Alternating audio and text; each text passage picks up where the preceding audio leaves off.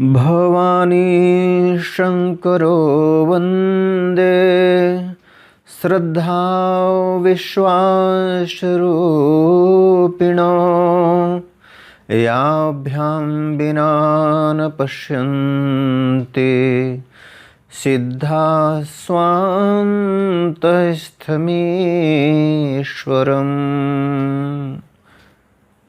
भवानी माँ पार्वती एवं महादेव शंकर जी की मैं वंदना करता हूँ।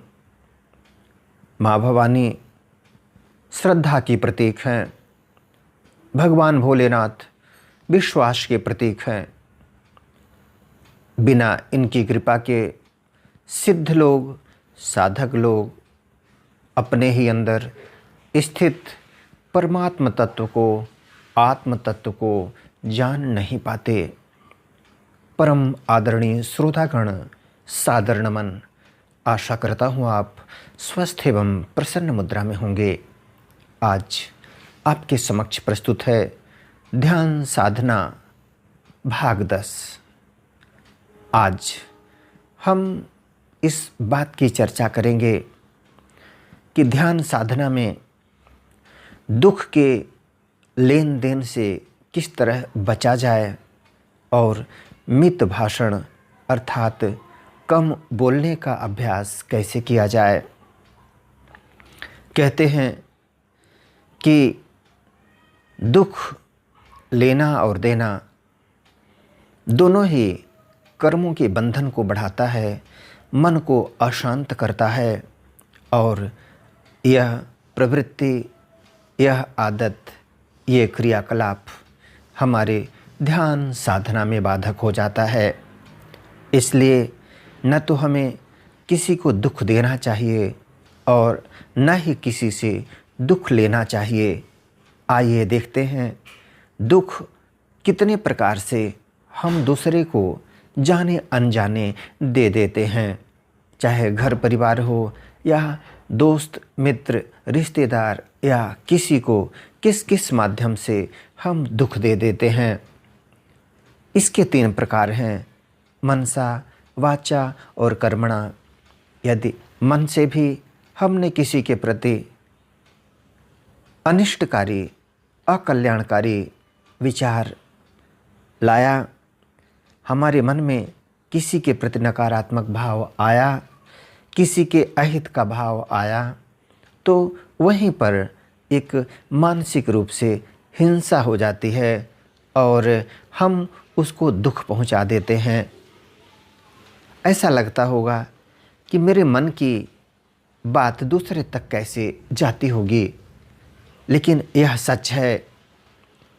सत्संकल्प या बुरे संकल्प दोनों ही उसी तरह से उस व्यक्ति तक पहुंच जाते हैं जिसके प्रति हम सोच रहे होंगे। जिस तरह से वातावरण की तरंगों से चलता हुआ कोई भी मैसेज हमारे मोबाइल में आके दिख जाता है और हम यहाँ से बैठे बैठे देश विदेश बात कर लेते हैं। कभी किसी ने आज से कुछ वर्षों पहले मोबाइल के आविष्कार से पहले कभी कल्पना किसी ने न की होगी, लेकिन आज संभव है। उसी तरह से हमारे मन की जो तरंगे हैं, मन के जो भाव हैं, तो जिसके प्रति हम जैसा सोचते हैं वो भाव संप्रेषित हो जाते हैं, चले जाते हैं। इसलिए इसका ख्याल रखना चाहिए। एक साधक को परमात्म तत्व का जो जिज्ञासु है, इस बात की उसे सावधानी रखनी चाहिए कि मन में भी किसी के प्रति अहित के भाव, किसी के प्रति बुरे संकल्प न आवे। और यदि यह सध गया तो यदि मनसा साध लिया तो वाचा भी सध जाता है, क्योंकि मन में सोचे हुए भाव ही तो वाणी में आते हैं और फिर वे कर्म में परिणत हो जाते हैं। तो यदि हमने मन को साध लिया, मनसा किसी को कष्ट नहीं दिया, तो वाचा यानी वाणी से भी वे शब्द जो अनुचित है नहीं निकलेंगे। और दूसरा, हमारी वाग वाण से, वाणी रूपी वाणों से बिंधेगा नहीं, छेदेगा नहीं। और जब हम दूसरे को दुख नहीं पहुंचाएंगे तो परिणाम स्वरूप जो दुख वहाँ से एक्शन का रिएक्शन होता है, रिएक्शन भी नहीं होगा और हमारे अंदर भी उसके दुख की लहरें, उसके नकारात्मक जो भाव होंगे, सामने वाले के नकारात्मक भाव होंगे, वो हम तक नहीं आएंगे और हम ध्यान साधना में सफल होंगे, सहजता से उस दिशा में बढ़ सकेंगे। मनसा वाचा, यदि मनसा साधा है हमने तो वाचा सध गया और कर्मणा भी सध जाता है। हमने देखा है किसी भी प्रकार की जो हिंसा होती है, पहले मानसिक, वाचिक और तब वो कार्मिक दृष्टि से सामने आती है, दृष्टिगोचर होती है। यदि हमने मन से नहीं सोचा बुरा किसी का, ईर्ष्या का भाव नहीं आया, तो वाणी में भी वो नहीं दिखता है और फिर कर्म में परिणत होने की संभावना न के बराबर हो जाती है। इसलिए हमें दुख देने की, न देने की यदि साधना करनी है तो सबसे पहले मानसिक स्तर पर करनी होगी। वाचिक और कार्मिक तो अपने आप सध जाएंगे। अब बात आती है, हमने तो साध लिया, संकल्प कर लिया कि हम दूसरे को दुख नहीं देंगे और उसकी विधि भी जान ली कि किस तरह से हम दूसरे को दुख न दें, दूसरे का अहित न करें।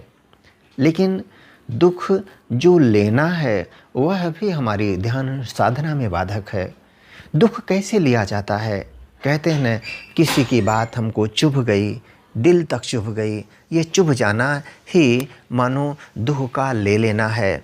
जिस तरह से कोई व्यक्ति आपको 100 रुपये देना चाहता हो और उसने हाथ बढ़ाया हो आपकी ओर और आपने अस्वीकार कर दिया हो, तो यह धन उसी के पास वापस चला जाता है। उसी प्रकार से यदि दूसरे ने कुछ अहित कर बात कही, आपको कड़वे शब्द आपके प्रति उन्होंने प्रकट किया, उनके चेहरे में आपके प्रति गुस्सा दिखा, नफ़रत के भाव दिखे, तो आप यदि प्रतिक्रिया नहीं देते तो वे भाव उसी तरह से उनके पास चले जाते हैं। जिस तरह से यदि कुआं सूखा हो और आप बाल्टी डालें पानी निकालने के लिए, तो चूंकि कुआं सूखा था, जल था ही नहीं वहाँ पर, इसलिए बाल्टी खाली ही आती है।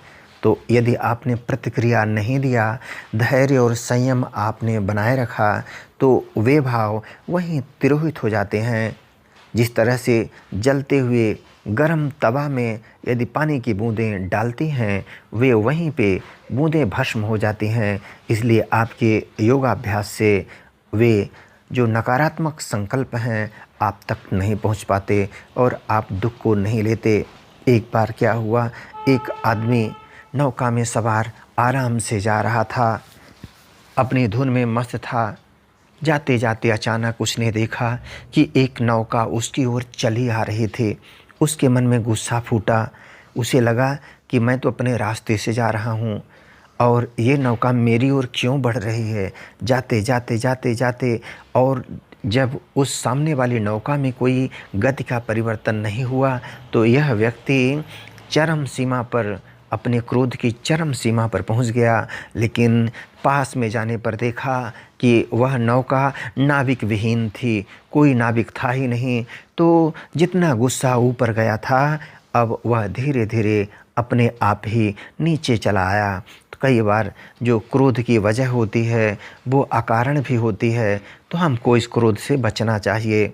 दूसरी बात, अब यदि यह सोचें कि हमारा जो वास्तविक स्वरूप है, नहीं देह नहीं इंद्रियां, न तो हम देह हैं, न तो इंद्रियों का समूह हैं, न मन बुद्धि स्वच्छंद रूप से विचरण करने वाली मन बुद्धि भी हम नहीं हैं।